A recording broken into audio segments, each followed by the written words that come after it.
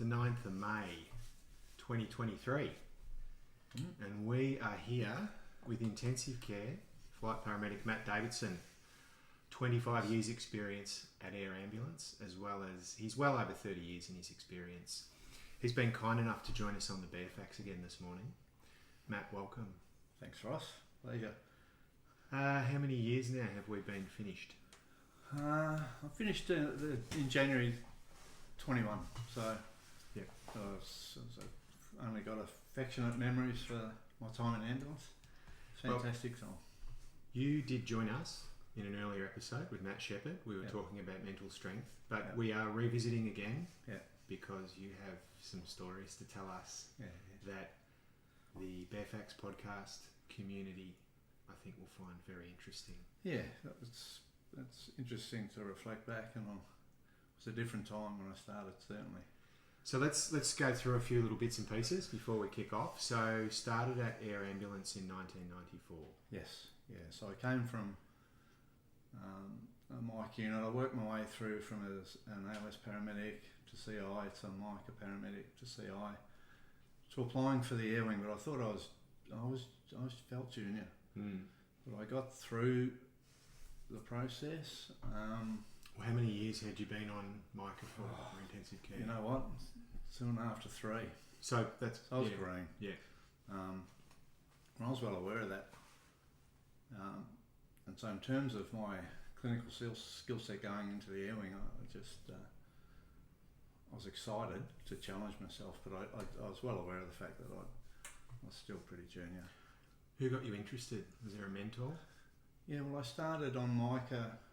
I worked with Greg Sasella on the road, and he was thinking about applying for mica, and so I got interested in jobs and mica jobs we'd go to with Greg, and we had a lot of fun. But he's a serious operator. He's a great clinician, and so he got onto mica then, and then I saw him on mica, and then he had motivation for the air wing, and then I ended up on mica working with Terry Chessels. And he was working at the air wing. The great Terry Chessels. Yes, and back then they do 3-month blocks out at the air wing and then go back to their parent or their mica unit. And as it turned out, he was my CI at mica 5, and he'd just come off his block at 495. And so I was doing shifts with Chess, and he was just fantastic. He was a great mentor to me, and he invited me to go out and do a shift with him at the air wing. So I was beside myself. Essendon on the combined police and ambulance helicopter? That's right. So that was as far as I knew then, that was the only ambulance helicopter in the state. But Gippsland obviously did exist in its own right, down in Gippsland on its own radio channel. But so in terms of my exposure to helicopters, that was it, 495. And so we went out, and it was extraordinary. We did a difficult job. We did a 2-year-old drowning. And so I did my best to help Chess at what was a really challenging job, but I thought it was a really appealing role. But I was just trying to get through mica. Yeah, just trying to qualify on mica. But I thought in the future, well, what a job that'd be. So you're out at Air. You don't have much time with the clinical instructor back then, do you? Working 2 up. Who was your instructor? Well, I was lucky. I had a fabulous and well-respected flight paramedic, Alan Scott, who had a reputation that sort of preceded him, a very gentle-natured, kind operator, kept his head in a crisis, and so he was my CI, so I was really lucky, and he was around the place. So, but we only had 2 weeks on the aircraft with your CI, which might be 6 shifts. So we do the course, we do the winch training, you do your time around our ambulance, but then you do your CI time, a couple of weeks. That obviously didn't, that extended out to what it is now. Then you let loose. Yeah, then you let loose. And in my frenzy to try and feel like I needed to know what I should be doing, I would go to the case sheets of all experienced operators and see what they were doing for the patients, because I hadn't had a lot of exposure to a lot of the patients I was going to be confronted with. So it's really stressful. Really? let's get even more stressed. Let's I think you said, we were talking about it the other day, it was about 10 o'clock at night and you're sent down to what you would describe as incredible scenes in the Colac region. Can you run us through what the job was? Yeah, there's a job, it was given as a truck into a Tarago van where people move her. And as it turned out, it was a group of international tourists from Asia in a Tarago van was pulled out and been hit by a truck. And we got the report of multiple patients trapped and deceased, and so jumped in, put the helmet on, and jumped in the aircraft and headed towards Colac. It wasn't far from the township of Colac, but it was outside, and so west, southwest of Melbourne. Southwest. Yep. Yeah. And on the way down, we had reports of multiple critical, but they were able to extricate the local crew. Were able to extricate and get into the local hospital, which had a tiny little ED and doc-on calls set up going, while there was one patient still trapped in the van. So we were heading to the scene knowing that there was lots of patients and one trapped and critical. We thought we'll do that as a starter, and as it turned out, that unfortunately that patient died in the van, and most of the rest of the patients had been just lobbed into the ED at Colac, and so we thought, we'll head for Colac Hospital. Any road mica coming to the job, or was there no country mica at that stage? No country mica in the country didn't exist then. So are you getting a bit anxious? Are you absolutely, but still I just didn't know what I'd be going to, because they were so busy at the scene with just a local call crew. Yeah. That we really didn't have much information other than there were lots of patients. So I wasn't sure whether they were alive or dead or how many. And so we landed in Oval and got picked up and taken in with our... Who were you picked up by? I can't... You know what? It might have been the police. Right. Take us in. It was the AMBOs. There was only the one AMBO. Which we'd often do at jobs. We'd land... if we couldn't get to the scene, we'd land at the reserve or somewhere like they still do. And jump in a police car and go to the hospital. So you walk in the doors with your little bags of tricks. Yeah, they read the orange cases. We had the orange drug, airway and fluid case, and a little Zol. And a little ventilator, a basic. Yeah, so that was attached to the wall in the old Charlie model, that Oxylog 1000. So that didn't come in with us. Oh, you can't? No, we left it on the wall.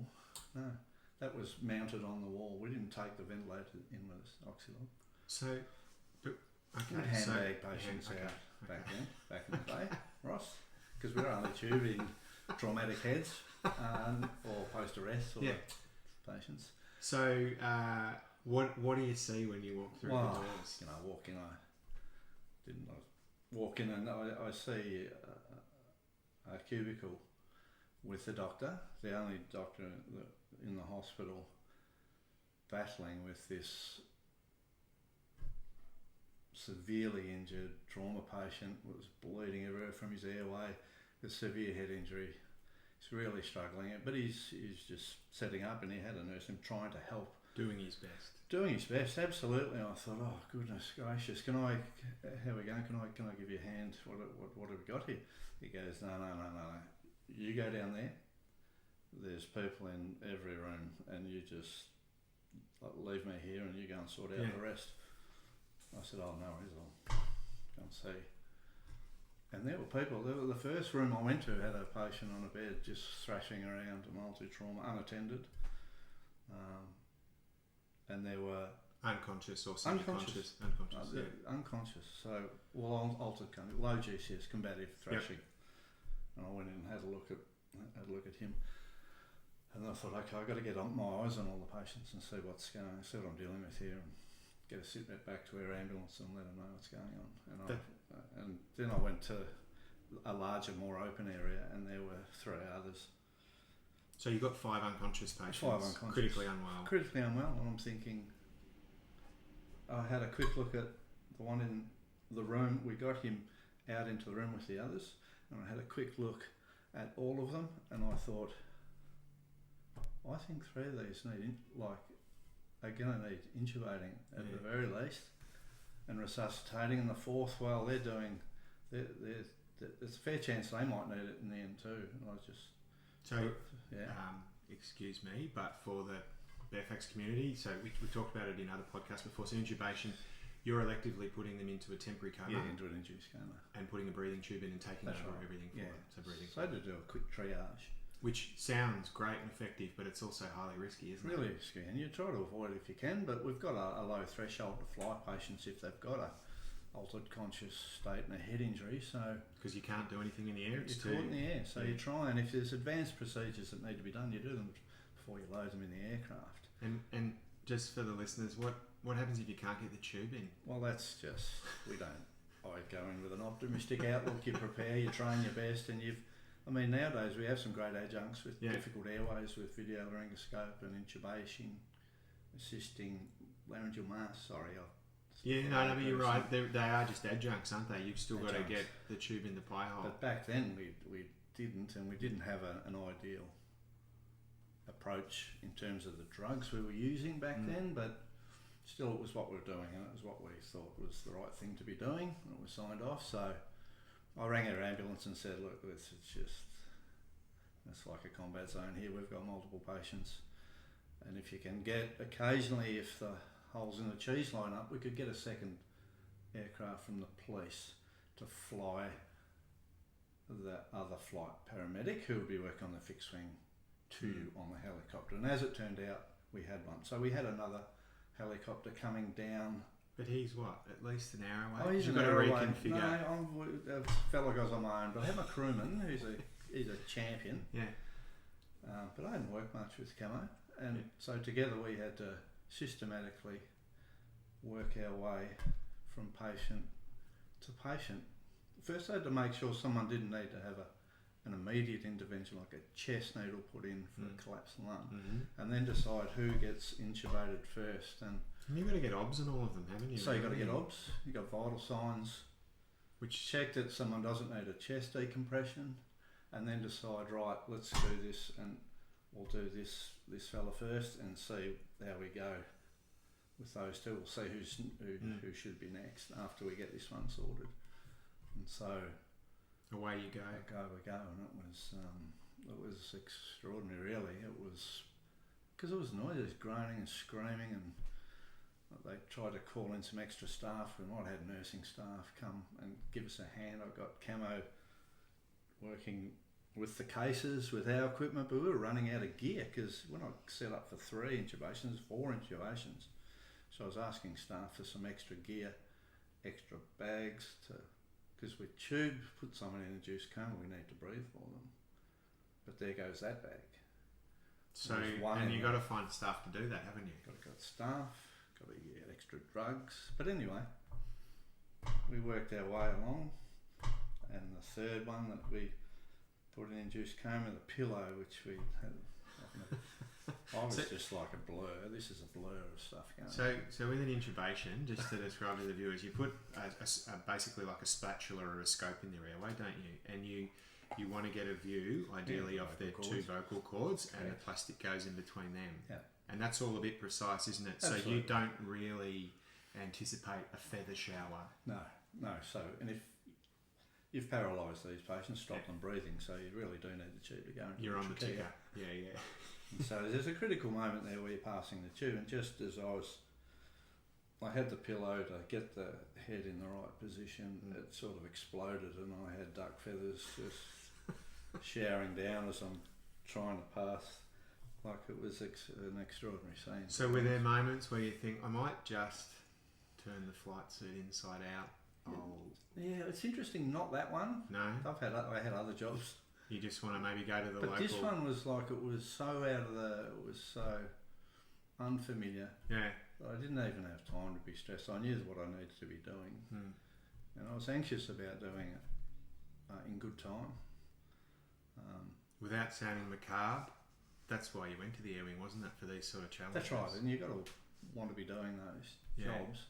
I came in fairly hot. I wonder what I'd signed up for when I got out 3 weeks into working on my own. Yeah.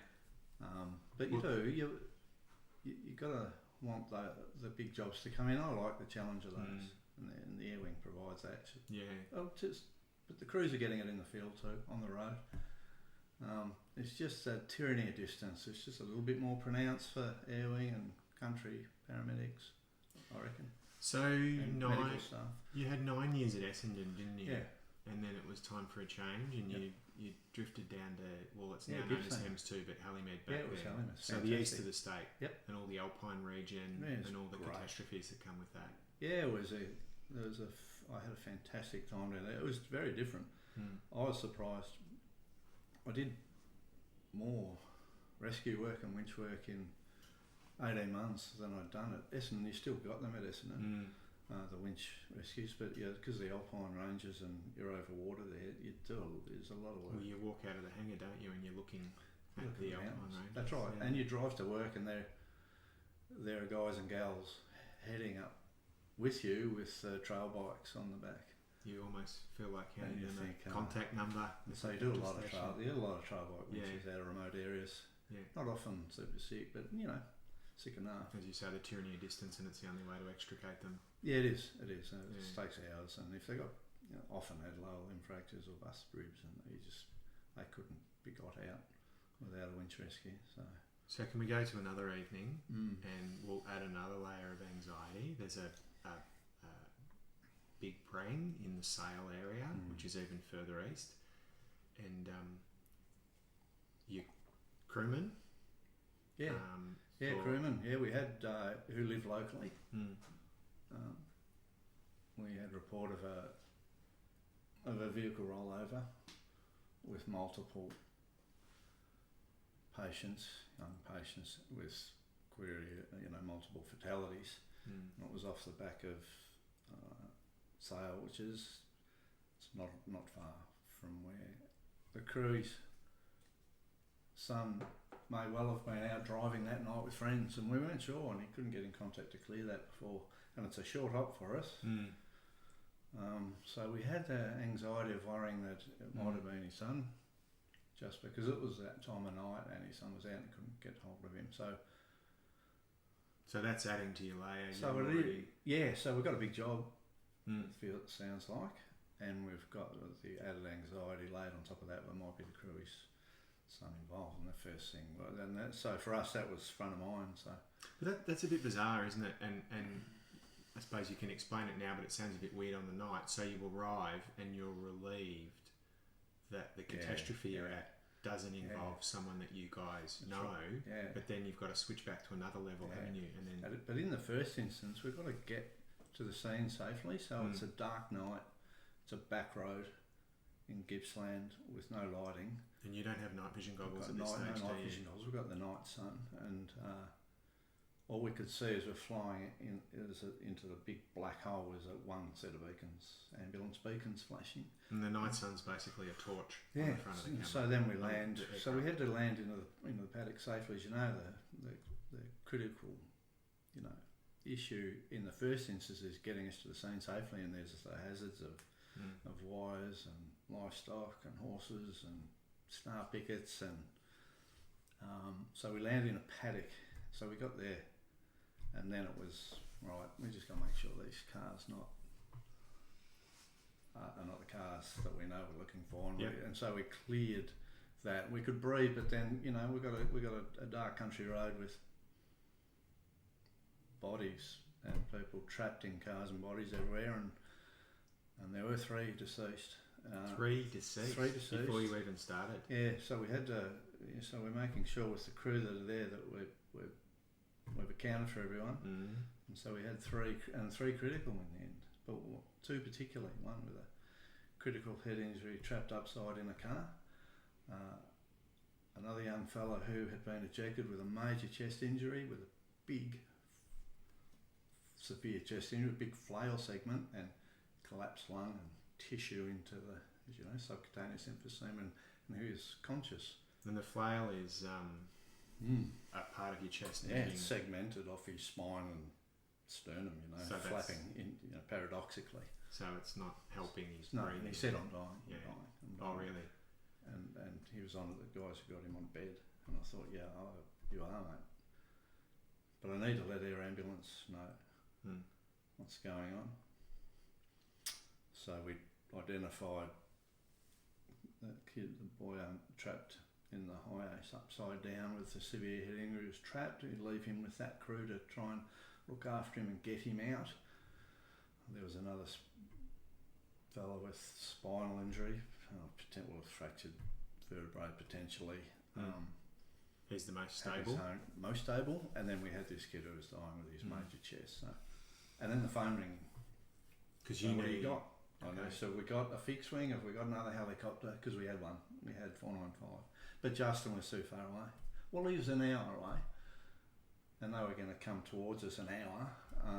That Phil Hogan was at us, and he jumped on a fixed wing. Said, "We'll come up. We'll be up there in shorter time, and we can take 2 back." So So here you are again. In the dark, by yourself. Patients with the crew, doing our best. And I had trouble decompressing that chest because of all the subcutaneous, all the air in the chest, in the tissue. So the big needle didn't get through, and I had to cut through the scalpel and put a longer needle through. So lung wall, chest wall, tissue like that. Yep, muscle. There's air in there that's compressing all the vascular structures and everything, and you need to get that air out. I need to get the air out of the thoracic cage. But the complication is some of that air is now out here as well, so you've got to get sort of through almost through air to then get... And muscle into the thoracic cage to let that air out. So I got there in the end, but it was highly stressful. That's where I was thinking, this is actually getting a bit. This is getting a bit big on me. But I could see that, but I kept going, pushed on. You're hanging on. Had to. I had to. And I did, and it was cool. I had Crewy was emptying the case because we did the chest, and then he needed to be intubated because he was poorly ventilated. He's just about not breathing. So I had to give him an anaesthetic, put him to sleep. Put him in a induced coma. Yep. Give him sedation, paralysis, and put him in a road car with a spinal injured fella packaged up, send him off to Phil Hogan, whether it be to the hospital or to the airfield. They could work that out. And I had a Micah arrive, a single responder. Trev arrived, and I sent him off, and then I had to intubate the other head injured. Well, the head injured fellow was trapped upside down. How long was he trapped? How long was he? Was he out by the time you'd finished all the Yeah, just as I finished with that chest injured fella. But we had the head injured one, so we'd go again. So you haven't even got time to rest. You're feeling at this stage maybe you just want to pop off to the side and have a sty and maybe just to relax and just have a Fraser Briggs. But then so we looked after the head injured patient then, but I'm conscious we had to keep moving at the time. So we intubated him, put him in induced coma, and flew him in with his severe head injury. But what's your flight time back then from Sale to the Alfred? It's not 50 short, minutes. So you've still got to do 50 minutes for an hour, yeah. But it's more than an hour, isn't it? Because once you've done all your procedures, you've got to get him into the aircraft. Oh, yes. Yeah, it's out, an hour and a half. And the Helimed aircraft, it's not like now, is it? You've got to get the top of the stretcher off. On Helimed, and then get it into Helimed, but it's not even straight in. Didn't you have like a ramp thing to... that's right, yes, we did. We did. The crewies, so I talk about the stress for me, the crew and the pilot were all feeling that pressure together because they've got they're trained to assist with all our gear, all our drugs. But they've got their own roles too, haven't they? Absolutely. So that's why there's that great esprit de corps with the air crews, like there is in the field with the AMBOs and their partners. Well, Justin Noonan mentioned in his podcast the thing that he loved was the way that if it got too hard, people might step back, but your crewy and your pilot stepped in and were right by your side. Yeah. And it was reinforced with when I spoke to Jason Duggan, Jigger, highly accomplished pilot, but really loved getting involved and helping out. And it's a real... Absolutely. That's what you miss is that, they're going out on the big jobs with your crew and working together, and that was one of the great joys. That was a fantastic experience. So at different times in a job, the pressure would shift. Be for the pilot and the crewy together, and then it might be for the crewy and the paramedic if it's a winch, even though the pilot's got his own stuff going on. And then on the ground it might be all of us together, but the paramedic sort of is feeling the heat. Regardless of the calmness you've got to display at the scene. There's obviously adrenaline running through your system. Do you get tired once that dumps out of the system? Yeah, it's exhausting. So I'd always try and come in with a calm, understated disposition and just try and take the heat out of jobs and feel like it's all going to be okay. Even though internally I might be going, what is this? Just got a bit on it, this one. Not sure how this is going to go, but and because I'd often be looking to you for even just reassurance, and I'd just say, look, this is going to be a nightmare. Yeah, but we'll be okay. This will go okay. Is that's an important part for you too, because you're working with people of all different abilities and experiences, and there's no point you coming into the scene and ruffling everyone's feathers, is it, or sort of coming in and. No, you got to, because if everyone relaxes and feel like we're all working together, I think it's the best chance for everyone to work at to their best ability. I reckon if the pressure's off, or they feel like they can get in and have a go, and we're all in it together. So I tried to get those big jobs and try and just get everyone on side. Mostly it worked. So you spent 7 years at Latrobe in the east of the state, and then you drifted down to the new base at Warrnambool, which is out to the other side of the state west. And you had, how many years did you have there? Well, till I finished in 21, so 12, long time. Yeah, over 10 years. Yes. Yeah. And what did you enjoy about Warrnambool? Look, it was a new base. It was a different area, and it's and there's the Grampians and Mount Arapiles. It's just it's a huge catchment area, and new crews. We had fun. It was great fun, and I loved it down there. Had some did some big jobs there. I did big jobs wherever I went. Yeah, you can't avoid the big jobs. You put a base or a branch somewhere, the jobs will. Yeah, and I made great friends there and had a lot of fun. I had a lot of laughs with guys down there. But the thing that's changed, I reckon, over the journey is the single aircraft. I think I did 3 or 4 jobs where I had double intubated. I've had to tube 2 patients and put them in the aircraft with me. Didn't know, and I kept saying 2 motorcycles hit each other. Had to intubate the head injured patient. They were going to take the second one off. We thought he was okay. To Latrobe Valley, I said, I'll just get my eye on him before we move off. Had a look at him and thought, oh my goodness. He was a catastrophe, he was a mess, and he was super sick. He had 3 litres of blood in his belly. I had to tube him and put him in the aircraft. And so I did 3 or 4 where we had just a single aircraft mostly, and you double load. If you're double loading ventilator patients, you don't want to be doing that. That's just not ideal. Well, what is it? There's 5 aircraft in the state now, and the way it runs, you can normally at least get a second resource. Of course, and I always try to find a way where you'd avoid that. And Micah is now, there's a lot of it in the country, isn't it? Which is good. Yeah, and that's spread out. But that's one of the great things. And our guidelines changed. So by the time I got down to 4, things have got better. We had more aircraft and better equipment and equally skilled aircraft crew, men and women. So Air Ambulance Victoria, I believe, was the first helicopter service in the world, paramedic based helicopter service in the world to get red cell concentrated blood. Yeah, that's right. Yeah, I used that on a fella had a horse who were up on a beach near the branch. Killarney, that's it. Yes, Killarney, and the horse reared up and died and threw the rider off, and then the horse collapsed back onto him. Big horse, and it open fractured his pelvis, which you can bleed out. Which he was, and so the crew who'd been at the base having a coffee went off on that job. Called us in and said, this guy looks like sick. And right. Sorry, a road ambulance was visiting you at the they were having a coffee at the base. Helicopter base. And they got dispatched to someone off a horse on the beach. But they didn't know anymore. And then they got there and said, he looks really crook. You were still at base. Still at base. With chief and pockets properly and just and he had a short and rotated, hugely deformed hip and pelvis, and he actually looked like he was dying. Had that look. Yeah, he had that look, and he's had this extraordinary tachypnea, intermittent tachypnea runs, and I thought, I So I was really worried for him. I thought he was bleeding out. Breathing patterns? Yes. So really. Almost, I don't know, like a Like Hollywood war movie where he sort of breathes up really quickly. And then back to a regular pattern, and he'd have these little runs of... And I thought, no, and he looked pretty rest. And I let... Back then I spoke to John Maloney. I said, I think this guy's pretty rest, and I think he's got an open pelvis, and we gave him blood in flight, and he survived. He had 6 months in hospital.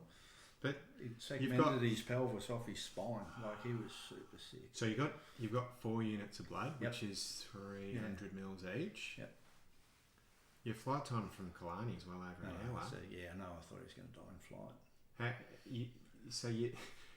Where were you when you'd finished your 4th unit? Were you even in the sort of the outskirts of? Oh yeah, no, that went through because we're alternating crystalloid with the blood. Ah, okay. So we had a bit of that going on then. So sort of a thick cordial. Yeah, thick cordial. Whereas when I started at the air wing, we'd be giving 4 litres of crystalloid. That was we'd have pain relief, big gelcos, and fluid. Filling up. Just hammered. We'd be just dilute any clots that may be 5 litres of fluid. They got more fluid. We gave them. That was just what was done back then, and we'd hype of it. You know, it's 15 mils per kilo to ventilate them. Like it was just things changed, Ross. Yeah. So he survived. He survived, but wouldn't have without blood. No. We all agreed that he was dead man. Yeah. And I think it was the renowned trauma specialist Mark Fitzgerald was very interested to receive him at the Alfred. Yeah, it's fantastic. Always been positively received at the trauma centres. The Alfred, early days, that was our primary. I'd land on the grass at Faulkner Park. Oh, and no pad? No pad. When I started, and we'd wheel them across and go on the grass. Yeah. And then across the zebra crossing, or press the thing away for the green man. Before a pad was there. Yeah, when I started, there was no. That's it's an interesting visual for someone going for a run, perhaps, or playing touch rugby. Here comes Matt Davidson with his multi-trauma. Yeah, then they put the pad up the top and had the trauma centre. And so, what year did the pad go up? I didn't know. It was a couple of years, not long after I started. Wow. Actually, about the same time, because they received that Colac job into the trauma centre with straight in. Right. It wasn't down a lift. Okay. It was straight in. They had a fancy big trauma dedicated receiving ward. There was giant, but they worked out that it needed to change. So you do lots of trauma, and obviously, we're not stereotyping. It's young males, young fit males doing silly things as we all do. Does that culminate for you if we talk about PTSD? Like, does it wear you down? I talked to Karen about that. There is a fatigue, an emotional fatigue that can come with that. I did have a run at Gippsland where I worked out. I'd done 8 jobs on the trot over my shifts that had involved a fatality on the trot, and there were quite a few young, late teen, early 20s local kids just getting killed in prangs, so just hitting trees, and we were getting survivors, but it was fatiguing. And there's no doubt this job's punctuated by periods of intense stress. Mostly you're having a good time, you enjoy your work, and you enjoy working with your crew, and you cannot go try and find a laugh in any job, regardless how difficult it was. But there's still moments of it's punctuated by intense pressure. And I think I heard someone once say that statistically, for every road fatality, there's 20 associated serious injuries. There's, not that you have to see that, but there's all that rehabilitation and life-changing events, aren't they? So I'm sure that you would have dropped patients off thinking, well, we've arrived here, but this is not going to be so many, a full recovery. Yeah, no. And so early days, you'd ring ICU and see how they're going, see how their pressures are going in their brain, and get a bit of an idea on how they might track. But I just learned to just have to let that go, unless there was one really particular job that you took a keen interest in. I just said, you just let them go, How goes on to the next one. How important was your family with support for you? Oh, that was my primary support. Has always been Karen. So I'd come home and your crew. You'd debrief after a big job, or you'd try, even with crews at scene, but if you, in terms of coming home at it, I always talk to Karen. So and the crew. So you'd get your job done and talk about it. You might be at the cafe at the Melbourne or at the Alfred, and on the flight back and back at the base and with the crew coming on, because everyone's got an appreciation of how difficult some jobs can be. But I'd come home to Karen and the kids, and that was always. And I'd look after myself my own ways with sport and skating bowls and going for surf. Golden retrievers. Yeah. But there's no doubt. So by the time I'd finished, we talked about. I feel pretty good. I feel good. I feel good. I was lucky to be able to get out a couple of years earlier than maybe my super would have allowed, because Karen's and Ella have looked after me by doing so well with their business, and I could just step away, because I'd say I'm not burnt toast, but I'd had enough. I was brown, you know. I'd had enough. You're in the flight path to both the hospitals here. You don't. You don't. At 3 o'clock in the morning when you're woken, you don't think I wish I was out. Yeah, I'd have enough of that. It's a high maintenance role, and it is it's just no doubt it's cumulatively there's emotional fatigue that comes with it, and you think, I reckon that's enough.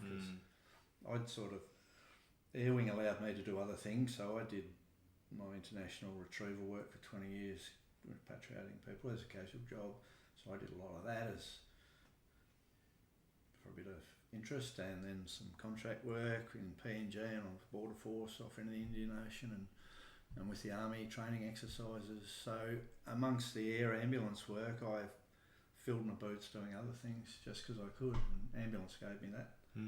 So over the journey, I've done a lot, and I'm grateful for that. But it's honestly enough. You've had enough. Yeah, but I can talk about it with affection, which is good. Yeah, because I feel well. That's good. Well enough. Yeah. Matt, thank you for joining us today. That's all right. Thanks for what you've done for the Victorian community, and I think I can speak for the Microflight Group. Thank you for your mentoring over the years, and your leadership and your calmness. Thank you, Ross. It's been my pleasure. It's been a gift, really, my job.